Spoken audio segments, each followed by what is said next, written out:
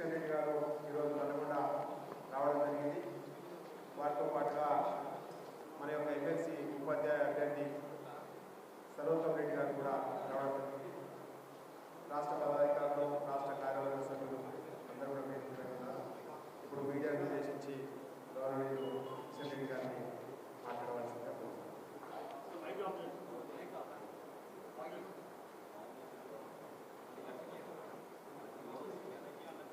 మిత్రులందరికీ నమస్కారం.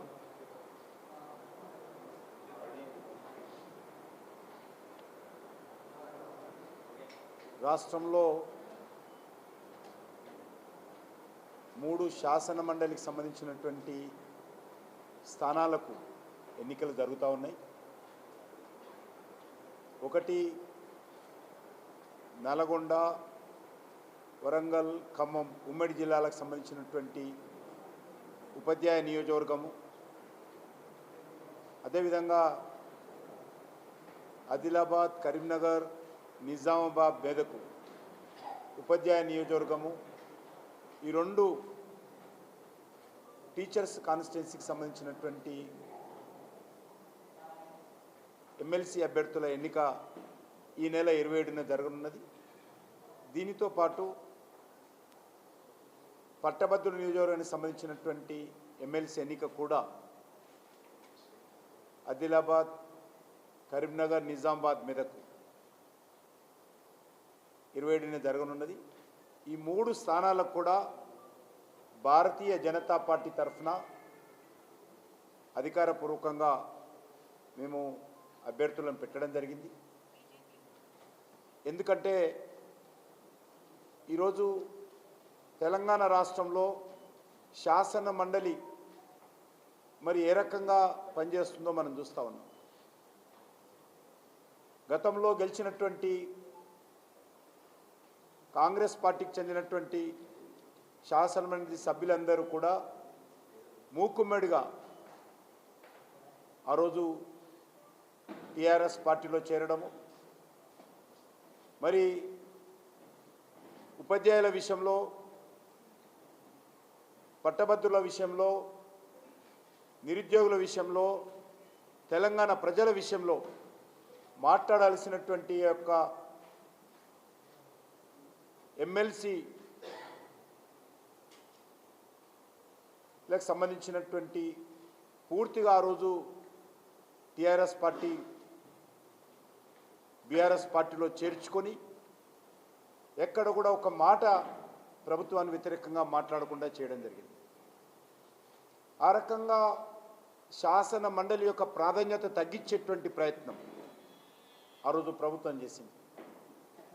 ఏదో సమావేశాలు నిర్వహించాలి కాబట్టి అడపాదడపా తూతూ మంత్రంగా శాసన మండలి సమావేశాలు నిర్వహించడం మనం చూస్తూనే ఉన్నాం. గతంలో టీచర్స్ కాన్స్టిట్యున్సీ ఎమ్మెల్సీలు అంటే, గ్రాడ్యుయేట్స్ కాన్స్టిట్యున్సీ ఎమ్మెల్సీలు అంటే ప్రభుత్వానికి హడలు ఉండేది. ప్రభుత్వాన్ని చీల్చి చెండాలే వాళ్ళు శాసన మండలిలో, ప్రభుత్వ వైఫల్యాలను ఎండగట్టేటువంటి వాళ్ళు, ఉపాధ్యాయుల సమస్యలపైన పోరాటం చేస్తూ ఉపాధ్యాయులందరూ కూడా అండగా ఉండేటువంటి పరిస్థితి ఉండేది. దురదృష్టవశాత్తు ఇటీవల కాలంలో ఆ యొక్క శాసన మండలి ప్రాధాన్యత తగ్గింది. పాలక పార్టీలకు సలాములు కొట్టేటువంటి వాళ్ళు, పాలక పార్టీలకు అండగా ఉండేటువంటి వాళ్ళు ఈరోజు శాసన మండలికి గెలవడం కారణంగా మరి పరిస్థితి ఏర్పడింది. అందుకే భారతీయ జనతా పార్టీ ఏ పార్టీ పోటీ చేయకపోయినా కూడా ఈరోజు భారతీయ జనతా పార్టీ 3 స్థానాలలో మేము అభ్యర్థులను రంగంలోకి దింపాము. ఈరోజు అన్ని వర్గాల ప్రజలు, అది ఉపాధ్యాయులు కానీ, లేక సామాన్య ప్రజలు కానీ, రైతులు కానీ, రైతు కూలీలు కానీ, నిరుద్యోగ యువకులు కానీ, ఉద్యోగస్తులు కానీ, ఆ రకంగా యావత్ తెలంగాణ సమాజం అంతా కూడా ఈరోజు ఇప్పుడు రాష్ట్రంలో అధికారం ఉన్నటువంటి కాంగ్రెస్ పార్టీకి వ్యతిరేకంగా గొంతెత్తుతున్న విషయం మనం చూస్తూ ఉన్నాం. టీఆర్ఎస్ పార్టీని గద్దెదించడం కోసం 10 సంవత్సరాలు పట్టింది. ఎంతైతే 10 సంవత్సరాల్లో టీఆర్ఎస్ పార్టీ వ్యతిరేకత వచ్చిందో అంతకంటే ఎక్కువ వ్యతిరేకత ఈ యొక్క సంవత్సరంలో రాహుల్ గాంధీ నాయకత్వంలో కాంగ్రెస్ పార్టీ ఆధ్వర్యంలోని రేవంత్ రెడ్డి ప్రభుత్వం మూటగట్టుకుంది. తీవ్రమైనటువంటి వ్యతిరేకత ఈరోజు తెలంగాణ ప్రజల్లో ఉంది. అందుకే ఈరోజు శాసన మండలి ఎన్నికల్లో అన్ని వర్గాల ప్రజలు, ఉపాధ్యాయులు ఈరోజు భారతీయ జనతా పార్టీకి అండగా ముందుకు వస్తూ ఉన్నారు.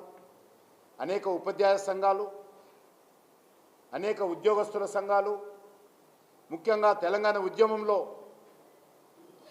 మరి పోరాటం చేసినటువంటి జేఏసీలోని అన్ని సంఘాలు కూడా మరి ముందుకొచ్చి అండగా నిలబడతా ఉన్నాయి. జేఏసీలో పనిచేసినటువంటి సంఘాలు ఈరోజు ముందుకొచ్చి అండగా నిలబడతా ఉన్నాయి. ముఖ్యంగా కాంగ్రెస్ పార్టీ ఎన్నికల ప్రచారంలో మొత్తం ఉద్యోగ ఖాళీలన్నీ భర్తీ చేస్తామని డేట్ల వారీగా, తేదీల వారీగా ఏ రోజు ఏ గ్రూపు పరీక్షలు ఉద్యోగాల కోసం ఎంట్రన్స్ పరీక్షలు నిర్వహిస్తారో వాటన్నిటి కూడా షెడ్యూల్ వారీగా జాబ్ క్యాలెండరు అన్ని పత్రికల్లో ఫ్రంట్ పేజీలో ప్రకటించారు. 2024 డిసెంబర్ లోపల తెలంగాణ రాష్ట్రంలో 2 లక్షల ఉద్యోగాలు భర్తీ ఏ రోజున చేయబోతున్నామో కాంగ్రెస్ పార్టీ ప్రకటించింది. మరి సంవత్సరం పూర్తయిపోయింది, 2025లో ఇంతరాయను. మరి ఇచ్చినటువంటి జాబ్ క్యాలెండర్ ఎక్కడ పోయిందో ఈరోజు తెలంగాణలో ఉన్నటువంటి నిరుద్యోగ యువత ప్రశ్నిస్తూ ఉంది. డిఎస్సి ఎక్కడ వేసిన అక్కడ గొంగడే ఉంది. ఉద్యోగాల భర్తీ కాంగ్రెస్ పార్టీ ప్రభుత్వం నిమ్మకు నీరెత్తినట్టు వ్యవహరిస్తూ ఉంది. అంతేకాదు వాళ్ళు ఇచ్చినటువంటి 6 గ్యారెంటీలు కానీ, వాళ్ళు ప్రకటించినటువంటి 420 సబ్ గ్యారెంటీస్ కానీ ఈరోజు ఏవి కూడా అమలు చేయాలనేటువంటి చిత్తశుద్ధి లేదు, అమలు చేసేటువంటి శక్తి కూడా ఈరోజు కాంగ్రెస్ పార్టీకి లేదు. కాంగ్రెస్ పార్టీ ప్రభుత్వం పూర్తిగా నిర్వీర్యమైపోయింది. ఇచ్చినటువంటి హామీలు అమలు చేయనటువంటి పరిస్థితి ఈరోజు రాష్ట్రంలో ఉంది. అంతేకాదు ప్రతి మండలంలో కూడా ఇంటర్నేషనల్ లెవెల్ స్కూల్ ఏర్పాటు చేస్తాము, 5 లక్షల రూపాయల విలువైనటువంటి విద్యా భరోసా కార్డు విద్యార్థులందరికీ ఇస్తామని చెప్పారు.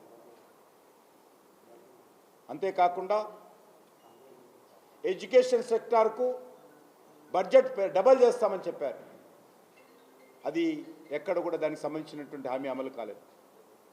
అంతేకాకుండా పాలమూరు, తెలంగాణ, మహాత్మా గాంధీ, శాతవాహన యూనివర్సిటీలను అప్గ్రేడ్ చేస్తాము. దాంతోపాటు ఆదిలాబాదు, ఖమ్మం, మెదక్లో నూతన విశ్వవిద్యాలయం ఏర్పాటు చేస్తామని చెప్పి ఎలక్షన్ ప్రణాళికలో హామీ ఇచ్చారు. అంతేకాకుండా నిరుద్యోగులందరికీ కూడా 4,000 రూపాయల అన్ఎంప్లాయ్మెంట్ అలవెన్స్, నిరుద్యోగ భృతి ఇస్తామని చెప్పి హామీ ఇచ్చింది. మరి అది ఏది కూడా ఈరోజు ఇచ్చేటువంటి పరిస్థితి లేదు. ప్రభుత్వ ఉద్యోగస్తులకు, టీచర్లకు మరి పిఆర్సీ ఏర్పాటు చేయాల్సిన అవసరం ఉంది. కేంద్ర ప్రభుత్వము ఒక్కరోజు కూడా ఆలస్యం చేయకుండా షెడ్యూల్ ప్రకారము పిఆర్సీ కాన్స్టిట్యూట్ చేయడం జరిగింది. కేంద్ర ప్రభుత్వము ఇస్తున్నటువంటి అన్ని రకాల డిఏలు షెడ్యూల్ ప్రకారము కేంద్ర ప్రభుత్వ ఉద్యోగస్తులకు ఒకరోజు ముందే వస్తున్నాయి తప్ప ఆలస్యంగా రావడం లేదు. కానీ రాష్ట్రంలో ఈరోజు డిఏలు 6 డిఏలు ఉంటే ఏది కూడా ఇచ్చేటువంటి పరిస్థితుల్లో ఈరోజు ఈ ప్రభుత్వం లేదు. ఉద్యోగస్తులు రిటైర్మెంట్ అయితే రిటైర్మెంట్ బెనిఫిట్స్ కూడా సకాలంలో ఇవ్వలేనటువంటి పరిస్థితుల్లో ఈ ప్రభుత్వం ఉంది. అంతేకాకుండా ఈరోజు ఫీజు రియంబర్స్మెంట్, అనేక ఇంజనీరింగ్ కాలేజీలు, అనేక టెక్నికల్ ఇన్స్టిట్యూషన్స్ డిగ్రీ కాలేజీలు ఫీజు రియంబర్స్మెంట్ రాని కారణంగా విద్యార్థుల భవిష్యత్తు అయోమయంలో పడింది.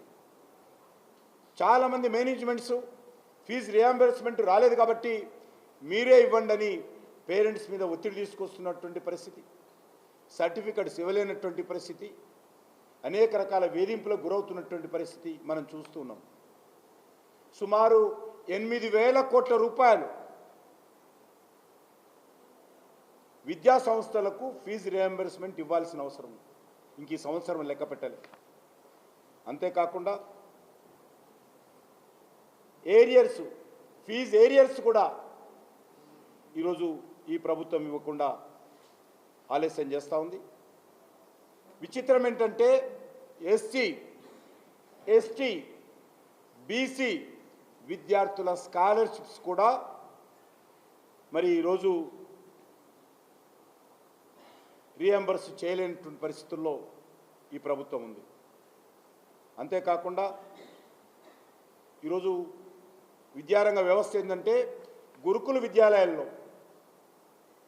విద్యార్థులు ఆత్మహత్యలు పెరిగిపోతూ ఉన్నాయి. వాళ్ళు తినేటువంటి ఆహారము పాయిజన్ అవుతూ ఉంది. వందల మంది విద్యార్థులు ఈరోజు మరి ఫుడ్ పాయిజన్ కారణంగా హాస్పిటల్లో చేరాల్సినటువంటి దయనీయమైనటువంటి పరిస్థితుల్లో ఈరోజు విద్యారంగ వ్యవస్థ ఉంది. అంతేకాకుండా విద్యార్థినులకు స్కూటీలు ఇస్తామని చెప్పారు. ఏ విషయం కూడా ఈరోజు ఆలోచన చేసినా కూడా రాష్ట్రంలో ముఖ్యమంత్రి గారు ప్రకటనలు చేస్తున్నారు, పెద్ద పెద్ద ప్రకటనలు, కానీ చిన్న చిన్న పనులు కూడా ముందుకు సాగడం లేదు. ఇది ఈ రాష్ట్రంలో ఉన్నటువంటి పరిస్థితి. అంతేకాకుండా ఈ రాష్ట్రంలో ఉన్నటువంటి మహిళలకు నెలకు 2,500 రూపాయలు ఫైనాన్షియల్ అసిస్టెన్స్ ఇస్తామని చెప్పి వాళ్ళ గ్యారంటీలో ప్రకటించారు. రైతుల రుణమాఫీ అరాకొరా ఇంకా పూర్తి చేయలేదు. రైతులకు సంబంధించినటువంటి రుణమాఫీ కానీ, రైతులకు ఇస్తానన్నటువంటి 15,000 రూపాయలు కానీ, రైతు కూలీలకు ఇవ్వాల్సినటువంటి 15,000 రూపాయలు కానీ, కౌలు రైతులకు ఇవ్వాల్సినటువంటి ఆర్థిక సహాయం కానీ రాష్ట్ర ప్రభుత్వము పూర్తిగా మొండి చేయి చూపుతా ఉన్నది. అందుకే ఈరోజు మరి గతంలో మీకు అందరూ తెలుసు, జీవో 317 పైన 50,000 మంది ఉపాధ్యాయులు ఉద్యోగస్తులు మరి కంప్లైంట్ చేయడం జరిగింది. తమ యొక్క గ్రీవెన్సెస్ను రిజిస్ట్రేషన్ చేశారు. ఏ ఒక్కటి కూడా ఈరోజు వరకు పరిష్కారం చేయలేనటువంటి పరిస్థితిలో ఉంది. అందుకే ఈరోజు ఈ యొక్క ఎన్నికల్లో ఉపాధ్యాయులు కానీ లేక విద్యారంగానికి సంబంధించినటువంటి అన్ని వర్గాలు కూడా కాంగ్రెస్ పార్టీకి వ్యతిరేకంగా స్పందిస్తున్నటువంటి పరిస్థితి మనం చూస్తూ ఉన్నాం. అందుకే ఈ ఎన్నికల్లో భారతీయ జనతా పార్టీని గెలిపించాల్సిందిగా భారతీయ జనతా పార్టీ అభ్యర్థులైనటువంటి నల్గొండ, వరంగల్, ఖమ్మం సర్వోత్తమ్ రెడ్డి గారు చాలా ఈ యొక్క టీచర్స్ యూనియన్స్లో ఉపాధ్యాయ సంఘాలలో చాలా అనుభవం ఉన్నటువంటి వ్యక్తి. అనేక సంవత్సరాలుగా ప్రభుత్వ టీచర్గా పనిచేసినటువంటి వ్యక్తి. అన్ని రకాలుగా ఉత్తమమైనటువంటి వ్యక్తి సర్వోత్తమ రెడ్డి. మరి అజాతశత్రు అన్ని ఉపాధ్యాయ సంఘాలతో కలిసిమెలిసి పనిచేస్తున్నటువంటి వ్యక్తి.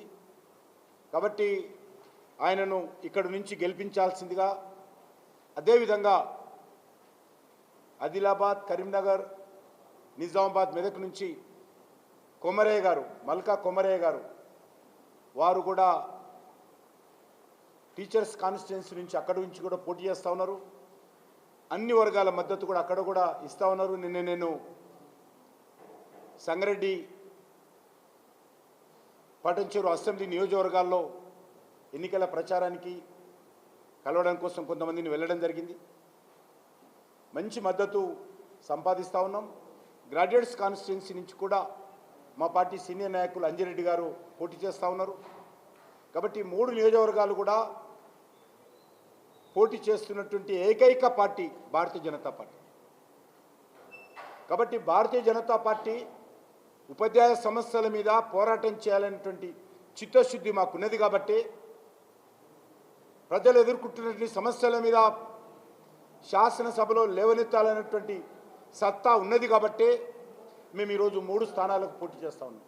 ఏ పార్టీ కూడా పోటీ చేయడం లేదు. అందుకే నేను తెలంగాణ ప్రజలను, విద్యావంతులను, మేధావులను, కవులు, కళాకారులను కోరుతా ఉన్నాను, భారతీయ జనతా పార్టీ అభ్యర్థులను ఆశీర్వదించండి.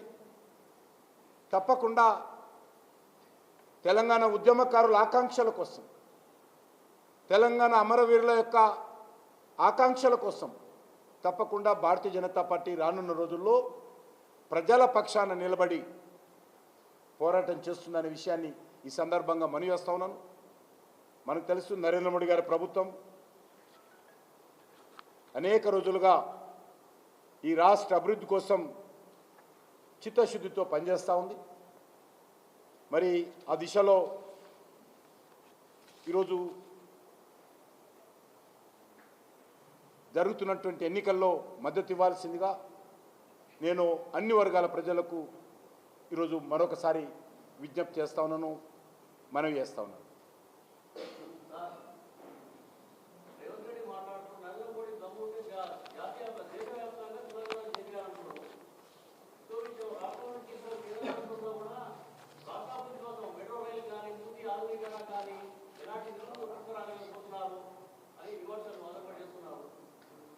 ఇదే పేపరు ఇప్పుడు మన పేపర్కి సంబంధించినటువంటి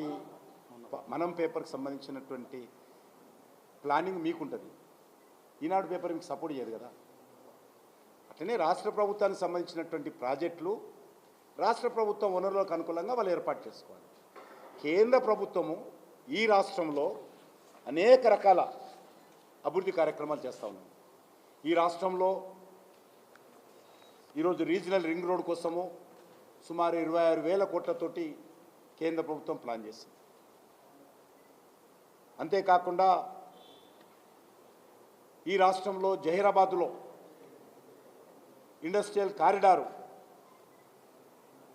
దేశవ్యాప్తంగా 12 వస్తే ఈ రాష్ట్రంలో మరి తెలంగాణకు ఒకటి తీసుకురావడం జరిగింది. దేశవ్యాప్తంగా 7 మెగా టెక్స్టైల్ పార్కులు వస్తే ఒక టెక్స్టైల్ పార్కు ఈరోజు వరంగల్కి తీసుకురావడం జరిగింది. అనేక రోజులుగా పెండింగ్లో ఉన్నటువంటి కోచ్ ఫ్యాక్టరీ ఈరోజు ప్రధానమంత్రి గారు స్వయంగా వచ్చి భూమి పూజ చేశాడు. వచ్చే సంవత్సరము వరంగల్లో తెలంగాణ గడ్డ మీద రైల్వే కోచ్లు కూడా ప్రారంభమయ్యేటువంటి అవకాశం ఉంది. అంతేకాకుండా ఈరోజు తెలంగాణ రైతాంగం కోసం యూరియా ఉత్పత్తి చేసేటువంటి పరిశ్రమ సుమారు 7,000 కోట్ల రూపాయలతో రామగుండంలో ప్రధానమంత్రి గారు స్వయంగా వచ్చి భూమి పూజ చేసి ఆ యొక్క కంపెనీ పూర్తిగా కన్స్ట్రక్షన్ చేసి మళ్ళీ యూరియా ఉత్పత్తి చేస్తూ ఆ యొక్క పరిశ్రమను తెలంగాణ రైతులకు డెడికేట్ చేసింది కేంద్ర ప్రభుత్వము, నరేంద్ర మోడీ గారి ప్రభుత్వం. అంతేకాకుండా జాతీయ రహదారుల కోసము ఈరోజు 1,000 కోట్ల రూపాయలు, 1,20,000 కోట్ల రూపాయలు ఇప్పటికే ఖర్చు పెట్టాము. మరొక 80,000 కోట్ల రూపాయల పనులు ఈరోజు నిర్మాణంలో ఉన్నాయి. జాతీయ రహదారులు తెలంగాణలో 33 జిల్లాలు ఉంటే 32 జిల్లాలతోటి నేషనల్ హైవేస్తో అనుసంధానం చేయడం జరిగింది. కొత్తగా ఏర్పడినటువంటి జిల్లాలు అయినప్పటికీ కూడా నేషనల్ హైవేస్తో కేంద్ర ప్రభుత్వము జాతీయ రహదారుల అనుసంధానం తెలంగాణలో చేయడం జరిగింది. అంతేకాకుండా రైల్వేల అభివృద్ధి కోసం సుమారు 84,492 కోట్లతోటి నూతన ప్రాజెక్టులు తీసుకున్నాం. 100% రైల్వేల ఎలక్ట్రిఫికేషన్ చేస్తూ ఉన్నాం. సుమారు 40 రైల్వే స్టేషన్లో ఆధునీకరిస్తున్నాం. సికింద్రాబాద్ రైల్వే స్టేషన్ 720 కోట్లు. మీరు వచ్చే జనవరిలో సికింద్రాబాద్ రైల్వే స్టేషన్కి వస్తే శంషాబాద్ ఎయిర్పోర్ట్ ఏ రకంగా ఉందో సికింద్రాబాద్ రైల్వే స్టేషన్ ఆ రకంగా ఉంటుంది. మనకు దగ్గర ఉన్నటువంటి చర్లపల్లి కొత్త రైల్వే స్టేషన్ మోడీ గారే భూమి పూజ చేశారు. ఈరోజు ఆ యొక్క చర్లపల్లి రైల్వే స్టేషన్ కూడా డెడికేట్ చేయడం అనే విషయాన్ని మనం చేస్తాం, పూర్తి చేశాం. అదేవిధంగా ఈరోజు మనం చూస్తూ ఉన్నాం 5 వందే భారత్ ట్రైన్లు తెలంగాణ నుంచి ప్రారంభమైనాయి. అంతేకాకుండా ఈరోజు తెలంగాణ రాష్ట్రంలో ఉన్నటువంటి అనేకమైనటువంటి మెట్రో రైలుకు, హైదరాబాద్లో ఉన్నటువంటి మెట్రోకు వయబిలిటీ గ్యాప్ ఫండింగ్ కింద 1200 కోట్ల రూపాయలు కేంద్ర ప్రభుత్వం ఇచ్చింది. ఇయ్యలే కాదు. అదే కాకుండా ఈరోజు రాష్ట్రంలో ఎక్కడా లేని విధంగా ఫ్లోటింగ్ సోలార్ ప్రాజెక్టు 100 మెగావాట్ల అతిపెద్ద నీటిలో తేలియాడేటువంటి సోలార్ ప్రాజెక్టు తెలంగాణకు తీసుకురావడం జరిగింది. అంతేకాకుండా ఈరోజు తెలంగాణ ఎరువుల మీద రైతులకు అందిస్తున్నటువంటి సబ్సిడీ 60,000 కోట్ల రూపాయలు. ప్రపంచవ్యాప్తంగా ఎరువుల ధరలు పెరిగాయి.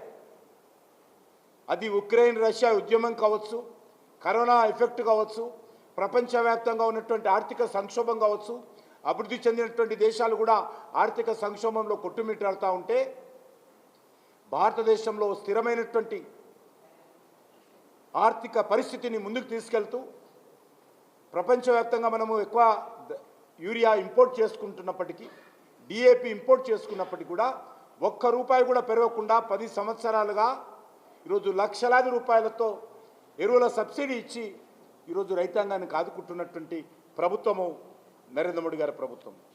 అంతేకాకుండా కిసాన్ సన్మాన్ నిధి కింద రైతుల అకౌంట్లో మోడీ పైసలు ప్రతి 4 నెలలకోసారి టెన్షన్గా ఒక్కరోజు ఆలస్యం కాకుండా వేస్తున్నటువంటి ప్రభుత్వము నరేంద్ర మోడీ గారి ప్రభుత్వం. అంతేకాకుండా ఈరోజు ఏదైతే రాష్ట్రంలో 11 ప్రాజెక్టులు 200 కోట్లతోటి 100 కోట్లతోటి నిధులు లేక ఆగిపోతే వాటన్నిటిని కూడా కలిపి 11 ప్రాజెక్టులను చివరి వరకు కూడా పూర్తి చేయించినటువంటి ఘనత, ఏకపక్షంగా కేంద్ర ప్రభుత్వం డబ్బులు ఖర్చు పెట్టి ఆ ప్రాజెక్టులు పూర్తి చేయించినటువంటి ఘనత నరేంద్ర మోడీ గారి ప్రభుత్వం. అంతేకాకుండా ఈరోజు అర్బన్ ఏరియాస్లో అమృత్ పథకం కింద సుమారు 4,000 కోట్ల రూపాయలు కేంద్ర ప్రభుత్వము అన్ని మున్సిపాలిటీల అర్బన్ ఏరియా ఖర్చు పెడతా ఉంది. గ్రామ పంచాయతీలకు గత 10 సంవత్సరాలుగా రాష్ట్ర ప్రభుత్వాలు ఒక్క న్యాయ పైసా ఇవ్వకపోయినప్పటికీ, రాష్ట్ర ప్రభుత్వం గ్రామ పంచాయతీలకు ₹1 ఇవ్వకపోయినప్పటికీ కూడా గ్రామ పంచాయతీలో ఇంటర్నల్ రోడ్స్ కోసం కానీ, గ్రామ పంచాయతీల శానిటేషన్ కోసం కానీ, గ్రామ పంచాయతీల వీధి లైట్ల కోసం కానీ, గ్రామ పంచాయతీల యొక్క గ్రామ పంచాయతీ ఆఫీస్ నిర్వహణ కోసం కానీ, గ్రామ పంచాయతీలో ఉన్నటువంటి శానిటేషన్ వర్కర్స్ సంబంధించినటువంటి జీతాల కోసం కానీ ఈరోజు కేంద్ర ప్రభుత్వము మరి 14-15వ ఫైనాన్షియల్ కమిషన్ ఆధారంగా నిధులు జనాభా ప్రాతిపదికన గ్రామాలకు ఇచ్చినటువంటి ఏకైక ప్రభుత్వము నరేంద్ర మోడీ గారి ప్రభుత్వం. మనరేగా నిధుల కారణంగా ఎక్కడ కూడా కొరత లేకుండా అందరికీ పని కల్పిస్తున్నటువంటి ప్రభుత్వము నరేంద్ర మోడీ గారి ప్రభుత్వం. గ్రామ పంచాయతీలో శ్మశాన వాటికలు కానీ, రైతు వేదికలు కానీ కేంద్ర ప్రభుత్వం ఖర్చు పెడుతున్నటువంటి ప్రభుత్వము గ్రామ పంచాయతీ ప్రభుత్వం. అంతేందుకు మన యొక్క పక్కనే ఉన్నటువంటి ఎయిమ్స్ హాస్పిటల్ సుమారు 1,366 కోట్లతో 1,366 కోట్లతో అత్యంత ఆధునికమైనటువంటి పద్ధతిలో తెలంగాణలో ప్రైవేట్లో కానీ ఎక్కడ లేకుండా అద్భుతమైనటువంటి భవనాలు ఈరోజు బీబీ నగర్లో నిర్మాణం జరుగుతూ ఉంది. 13,666 కోట్లతో 4 సంవత్సరాలుగా ఎయిమ్స్ మెడికల్ కాలేజ్ ప్రారంభమైంది. ఈరోజు 4th ఇయర్ నడుస్తూ ఉంది. అదేవిధంగా ఏఎస్ఐ మెడికల్ కాలేజ్ అద్భుతంగా నిర్మాణం జరుగుతుంది. ఏఎస్ఐ సూపర్ స్పెషాలిటీ హాస్పిటల్ అద్భుతంగా ఈరోజు పేదలకు సేవలు అందిస్తూ ఉన్నది. ఈ రకంగా ఉపాధి హామీ పథకం కింద ఇంతకుముందు చెప్పినట్టు మనరేగా కింద తెలంగాణలో 30,000 కోట్ల రూపాయలు కేంద్ర ప్రభుత్వం ఖర్చు పెడతా ఉంది.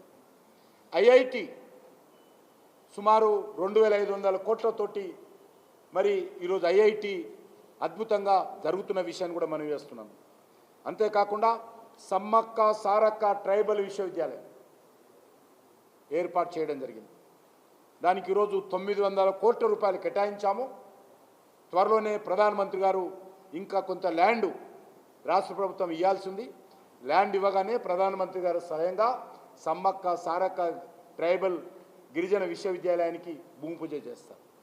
ఇప్పటికే టెంపరరీ క్యాంపస్లో ఆ యొక్క యూనివర్సిటీ యొక్క తరగతులు కూడా ప్రారంభమైనాయి ఫార్మాలిటీగా.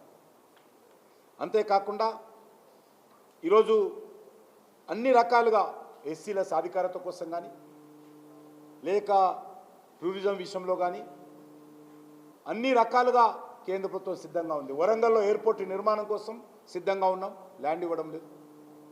కాబట్టి అందరికీ ఫ్యాషన్ అయిపోయింది కాంగ్రెస్ పార్టీ టీఆర్ఎస్ పార్టీ నాయకులు. నరేంద్ర మోడీ గారిని తెలంగాణకి ఏమిచ్చారు? మీ ఇల్లు ఏ రకంగా కట్టుకుంటావో మీరు నిర్మాణం చేసుకొని ప్లాన్ చేసుకొని కట్టుకోవాలి. కేంద్ర ప్రభుత్వము ఇస్తున్నటువంటి పథకాలకు ఏదైనా లోపం జరిగితే, ఏదైనా నిధుల కొరత జరిగితే అది మా బాధ్యత. కాబట్టి మీరు ప్లాన్ చేసినటువంటి ప్రాజెక్టులు, మీరు ప్రజలకు ఇచ్చినటువంటి హామీలు, ప్రజలకు ఇచ్చిన